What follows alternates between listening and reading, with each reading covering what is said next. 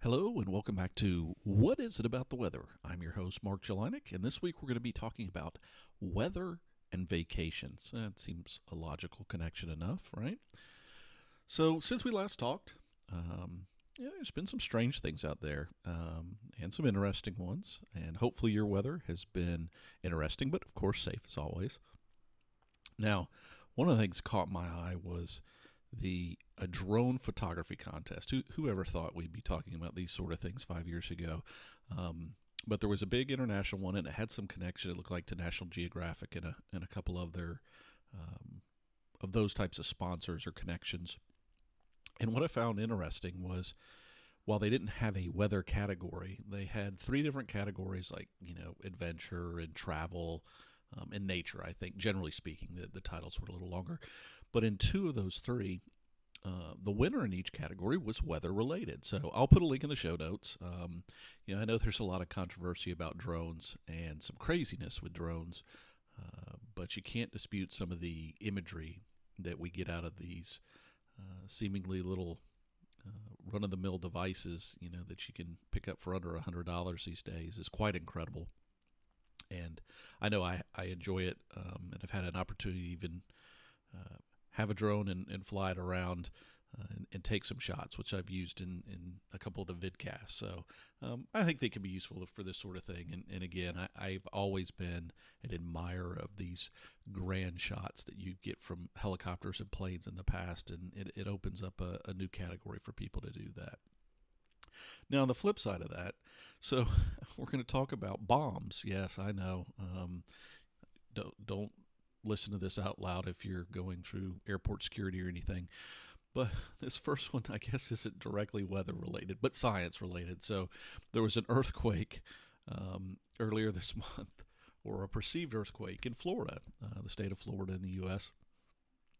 And what they found out was actually the U.S. Navy had set off a 10,000-pound bomb in the ocean, and it had actually led to technically setting off the seismograph. It wasn't really an earthquake. So all the nuances aside, or the technicalities aside, it was a rattling, but not actually an earthquake. Now, the other one that was interesting, and you may see a picture of something that looks like an atomic bomb that happened in Phoenix in the past few days, and it was an incredible shot caught by a helicopter pilot of a microburst event that happened in Phoenix. And again, with all these things, I'll put links, but just an incredible image that was all the Twitter sphere for my weather geeks and me in the past few days. So it was really a neat shot, and a write-up actually by Angela Fritz of the Capital Weather Gang. So I'll put a link in the show notes so you can read a little bit more about actually the science of what was going on, because there's more to it than just the neat picture. The picture's pretty cool though. And lastly, visually weather-wise, I guess the thing that caught my eye is an event in Chicago. And again, this was one of those ones, big city. I love Chicago. Have relatives from there, and actually part of my family is from that region. But really, when you get these big city things, you always get lots of pictures on the internet. So you won't need me to put any link in the show notes. I even had family members that were posting this incredible double rainbow scene after some storms blew through Chicago. And it was one of those ones where you get the full, arc from end to end, just visually stunning. How many different versions of it I saw with, different other elements, whether it was buildings or cityscapes or whatever it was, or other components of nature. So you don't need me to put links. Just do a Google on Chicago double rainbow, and you'll get lots of things to choose from. So without further ado, let's dig into the main topic this week, weather and vacations. As I mentioned, I'm wrapping up with this audio one and the next video one, a little short series we've done on kind of seasonal weather influences. We've been focused on summer. Again, for you folks in the Southern Hemisphere, sorry. Hopefully it'll be motivation to make it to your next summer, enjoy these things. But, I wanted to try to touch on a few topics that were very seasonally oriented. as people were enjoying their vacation. So when they were watching or listening, they could enjoy it and have something relevant to what was going on, hopefully around them at the time. So weather and vacations, right? It seems logical enough. We've all had weather influence our vacations. Or if not, I don't know where you're going on vacation. But that would be an interesting thing if weather's never impacted your vacation. Maybe it means you haven't taken enough vacations. So one of the reasons, vacations have always been kind of an interesting side topic to me. In the last couple of years, I had the opportunity to write kind of a new employee manual from scratch for a small company. And one of the interesting things, or the kind of one of those topics, those who know me know I can get distracted from time to time. And one of those topics that distracted me was this whole thing of vacations and how more companies are moving to this idea of not having a set vacation policy. Basically, people take vacation. If you need vacation, you take vacation. Now, that creates some potential challenges, but it is kind of an interesting trend, although it's peaked and that trend seems to be not as prominent now. And I think it just really boils down to that's kind of a U.S. thing now. And that was the thing with any of this research when I looked back into it is, the U.S. Doesn't guarantee people vacation. I mean, it's up to the companies that they work for. So we're not like many of the other countries in Europe or even around the world where you have a set amount of vacation. Now, most companies recognize certain holidays, and most companies for their full-time employees provide paid vacation of some type or another. Not all of them, and again, it's not a legal requirement here, but even still, the U.S. falls behind, and I don't know, some of the interesting reading was about, again, how the long vacation has gone away and the impacts of that in terms of people unwinding. And, I'll put kind of a good overview article that hit on a few of these topics, but there's lots of research going on. Expedia does a big survey each year, and all these things about how much vacation time people are actually taking and whatnot. So it's a topic clearly on everybody's mind, and clearly on everybody's mind in their summer months when they're going on vacation. I know all my European friends are in the midst of doing their more traditional longer vacations, which many people do. Again, the U.S. tends to do not as many long vacations or take even as many vacation days. And so, again, interesting statistics, but that's really not, we're here to talk about the weather component. So, of course, I was digging into the research on the weather connection with vacations. And, as I said in the onset, of course, weather's connected to vacations. It's, who goes on vacation and isn't influenced by the weather in some way? It usually happens. Yes, sometimes you go when the weather is great, but okay, weather was still connected to it, right? So what was interesting about the research is really two things. One is some of the long-term studies, and there were more of these that have been done over time. Again, it's a little easier to do. And it talked a lot about how weather trends in an area or even weather can influence tourism from year to year.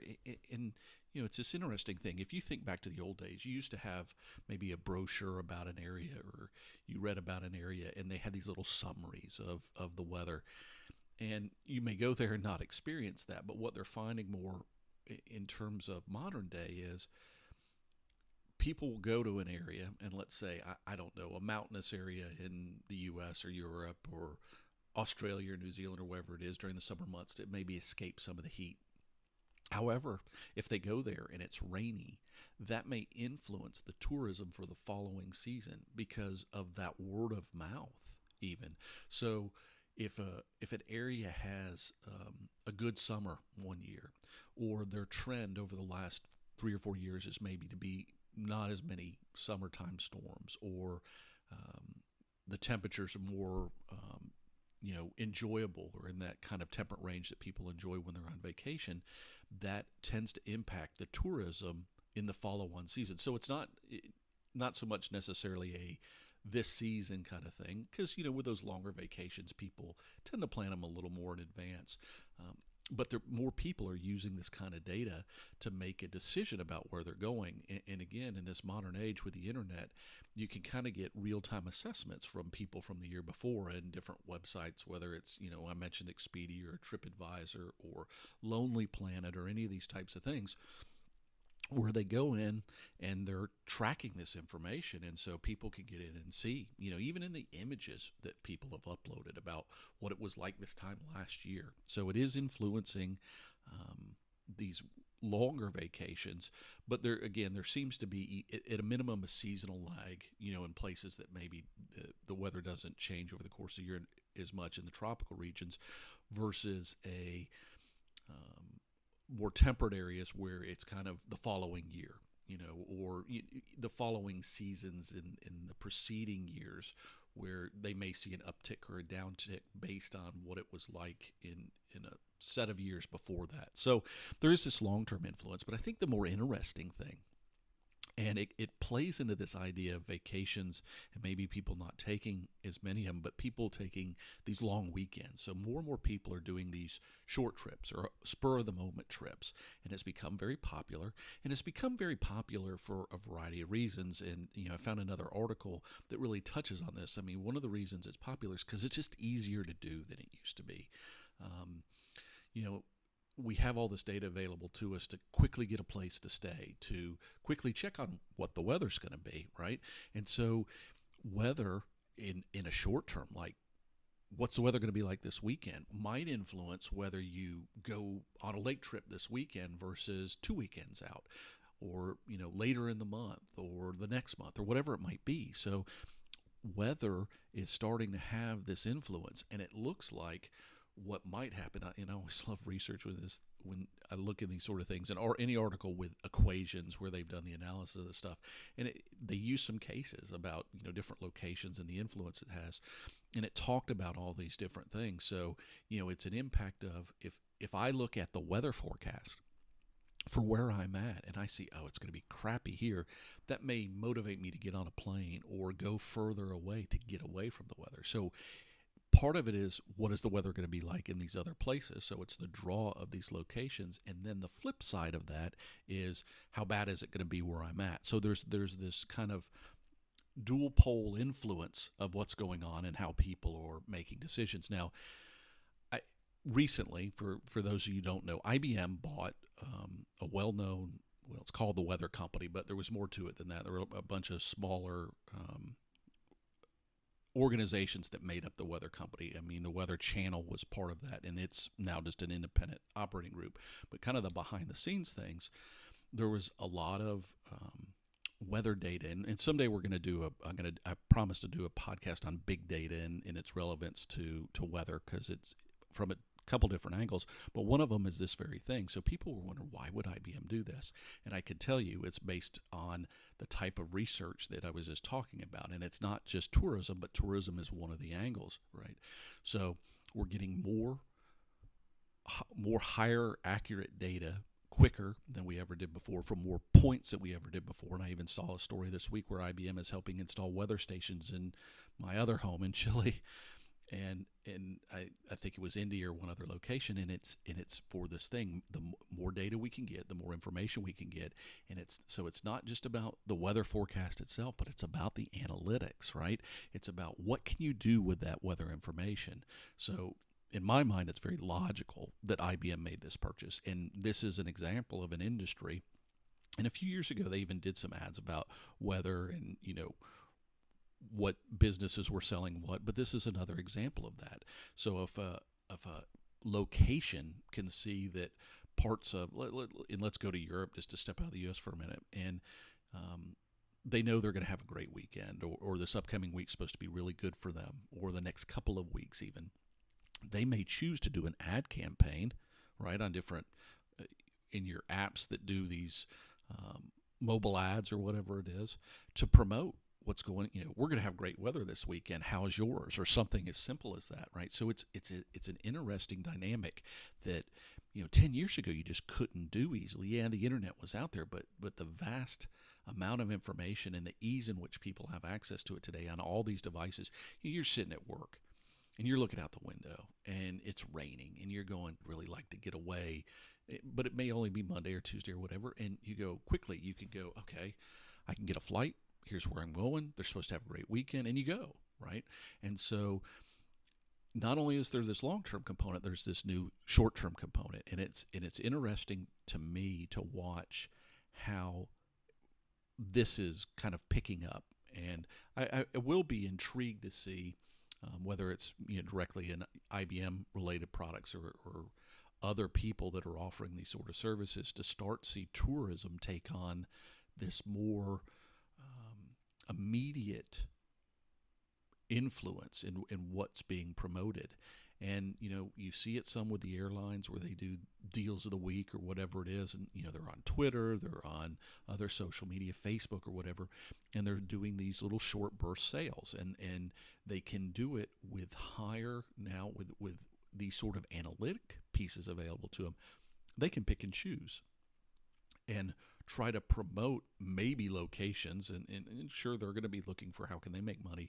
Maybe they don't offer you as good a deal to locations that have good weather, right? Because that gives them, they know you're going to want to go there, but it's still, they promote it and remind you, hey,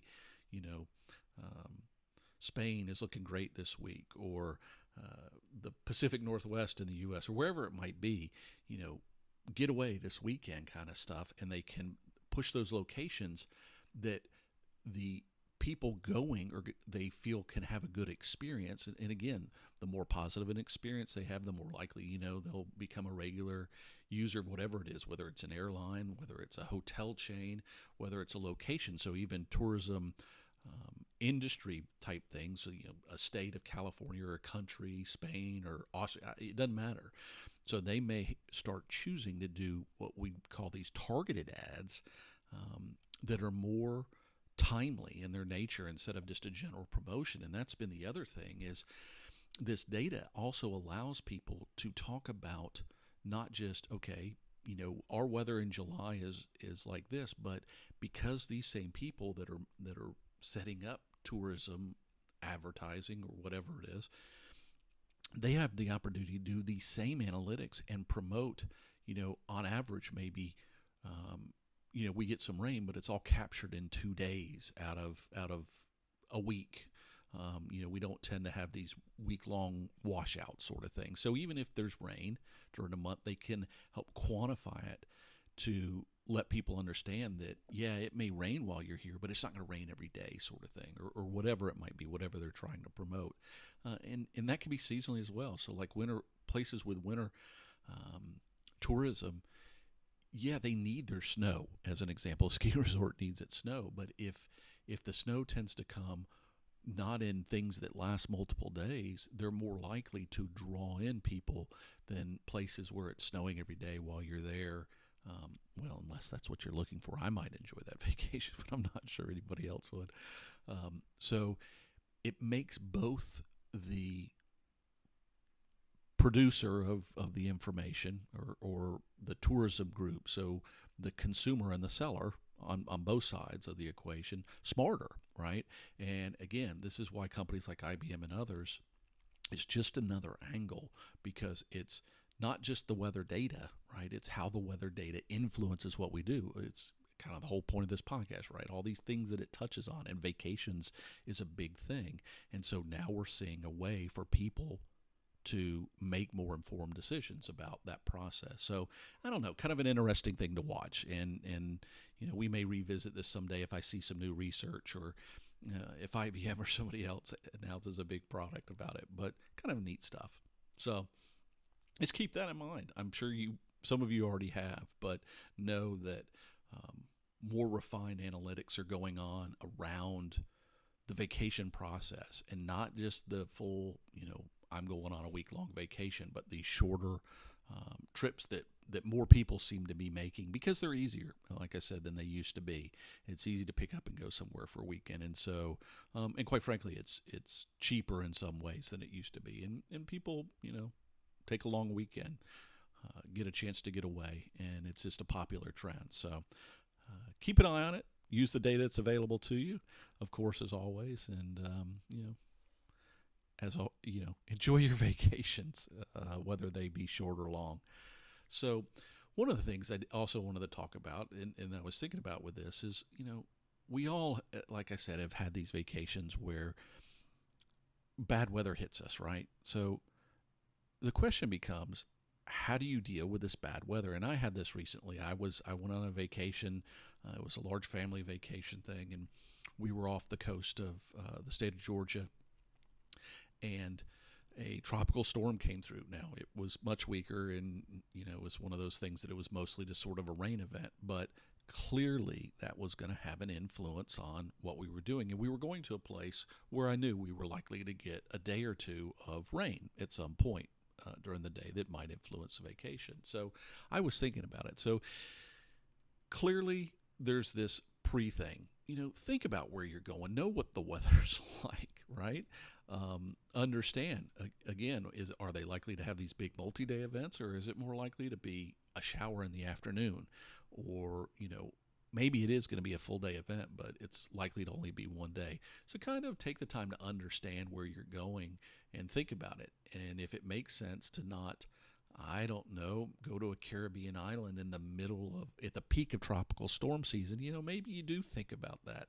So all this data is out there, and it is easier than ever to use it in your decision-making process for these long vacations, because I can tell you it can make a huge difference about what the possible outcome is going to be. So there's that plan ahead piece. But I guess one of these things, and I'm curious to hear from you guys as well, which is, what do you do when bad weather happens? Now, there's a lot of websites that recommend all these things, like go to a movie, do something inside. Well, that's kind of obvious. But I'm curious what people really do to make it not kind of ruin the vacation, or maybe planning in a way to where it's just a sidestep, and you can still enjoy things. So I know I've always been a big fan of games and board games, and I know the world's changing and we have all these electronic devices and everything, but it also depends on, is it a big family vacation? Is it a little couple vacation that you're getting away? But do think about it. Take a couple minutes to think about, okay, if it's going to rain, maybe it won't, right? But if it were going to rain, what are we going to do when that happens? And again, know where you're going and some activities that you might be able to do. And I even recommend this when thinking about what you're doing with the type of place you're staying, right? So you've got, I don't know, if you're going to the mountains, make sure there's a big deck on the place you're renting, if possible, so you can sit outside. In the summertime, it may not be cold when it's raining, and you can just enjoy it. Maybe just read a book or do something, though, that's kind of in that covered space, but still outdoor being the weather. I read something, and it's something I did. Go swimming or be in the water. As long as you don't have lightning going on, you're going to get wet anyways. Do something that you were going to get wet. It doesn't, if it's raining, it doesn't really matter in that case. So you can do those sort of things. So, the more of this you do in advance, I guess is my recommendation. But like I said, there are always going to be these times when it catches you off guard. So just kind of knowing things you can do in an area. And, it's all about the attitude, I think, of course, with this stuff. If you go into, rain's ruined my vacation, well, of course, then it's going to have ruined your vacation. But if you go, oh, cool, rainy, let's go do that thing that we talked about doing today, and you just make that part of the process. There's no reason that weather has to be, and quite frankly, you may enjoy it. Maybe the rain cools things off, and so once the rain finishes, then you're able to do some things, later in the day that you wouldn't have been able to do otherwise. So clearly weather impacts our vacations. Think ahead. Use the information that's out there to just be prepared. It's like they also say, if you're going to a place like Disney World or whatever, bring your own ponchos in advance so that you don't have to spend a lot of money on ponchos at the park, but know that it's likely going to rain. And that's like other things. If it's these kind of pop-up things, go eat. Maybe it's a little earlier than usual, or go do an inside ride or whatever it is. There's no reason it has to blow out the day or anything like that. So go on your vacation, enjoy your vacation, and with all these things, like even the research has shown, we're using it. We're using weather data more and more to make these short-term decisions that impact our vacations in terms of where we're going. So don't be afraid to use it further in that process, where you might stay, what you're aware of there is to do around you, so that you don't end up twiddling your thumbs. Carry a deck of cards or whatever it is with you, so you can, or a book. It doesn't matter. Just be prepared and let the rain roll off your shoulders, sort of thing. So there we go. Now, I was talking about these the Chicago double rainbow, and I was reading about rainbows again. I'd always heard as a kid, red sky at night, sailors delight. Red sky in morning, sailors take warning. But apparently there's also a connection to rainbow, and you can insert red rainbow in the same thing because it's the same influence. Now, all this is born out of the thought process that weather generally flows west to east, and how you see sunsets and sunrises, and typically it impacts the sky in the opposite direction. And it's really simple, the science that's going on here. So a red sky at night, for that to really happen, it means at sunset, what's lighting up is actually moving to the east, right? And the sun is available. So the fact that you can actually see the sunset creating these red skies usually means that the worst of the weather is past. And at sunrise, it's just the opposite. So you can see the sun coming up, but behind you are these clouds starting to move in. And it's the same thing with rainbows, because for the rainbow to be most effective, right, it's got to be, the storm's got to be, you're looking at the storm, but the sun is typically behind you in the way they create these angles. So just know that rainbow, you can insert rainbow instead of red sky. So rainbow at night, rainbow in the morning, same relevant thing. Just, another useless tidbit for you there. And while we're on rainbows, I'll throw in one more that actually, I talked about the double rainbow and the arc going around, but if you're in a location like in a plane where you see a rainbow, or you're in a location that has kind of a below earth component, I don't know, like a waterfall, you will see that rainbows sometimes go around and further complete, because actually a true rainbow is going to be a full circle. You just don't really, visually, we don't have the setup with sun angles and that sort of thing when you're standing on the earth to get that visual. So keep an eye out for them next time you're flying, or if you go to a place with a waterfall, because sometimes you can catch a rainbow that goes more than 180 degrees or even less. So, all right, enough rainbow useless tidbits. Or interesting tidbits, I should say. So next time, video-wise, we're going to do a look at weather and heat. I know this year has been brutal for me, and I know it has been for a lot of folks in other locations around the globe. So I'm going to talk a little bit.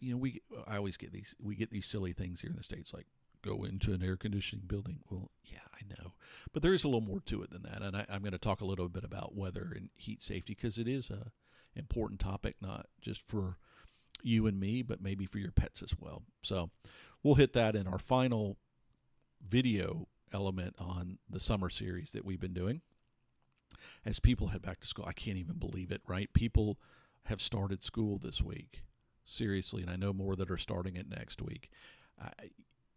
I grew up starting school much later towards the end of summer, but it's also influencing when people are taking vacations and having to plan with different weather than maybe they would have in the past. But whatever it might be, if this is your final few days of summer or you've got a few more left, I hope you're able to enjoy them, and we'll move away from the summer series and get into some other things. But hopefully you've enjoyed this little dive into summer that we'll wrap up next week. So as we talk about wrapping up, I got some feedback from a listener I had not ever heard from before. Aaron, thank you for getting in touch. And he had asked, and I knew this question was going to come sooner or later, about my favorite apps or apps that I might recommend. And I knew this was going to come, and I've been playing with a lot of apps on my mobile device. And I also want to hear from you, the listeners, on this as to what your favorites are. Just pop an email Again, you can go to the website, whatisitabouttheweather.com, and just pop a quick email and let me know, right? I think the app is going to be more of a series because I think there are different things that people are looking for, but we'll probably do a couple episodes on different apps for different situations. So I want to plan for that. And while I've got ideas and thoughts, would like to hear from you guys about it. As always, go to the website, whatisaboutheweather.com. I'm also going to put a link in. I know I've mentioned before that you can follow me on Instagram or Twitter, but sometimes it's easier just to catch a view of all my weather photos that I like to do. And I'm putting a new public album out there that I'll make available to you. And as always, RSVP. Rate, share, validate, and pledge. But until next time, may you have interesting, exciting, wonderful summertime or wherever you might be weather. And always, though, keep it safe. Talk to you then.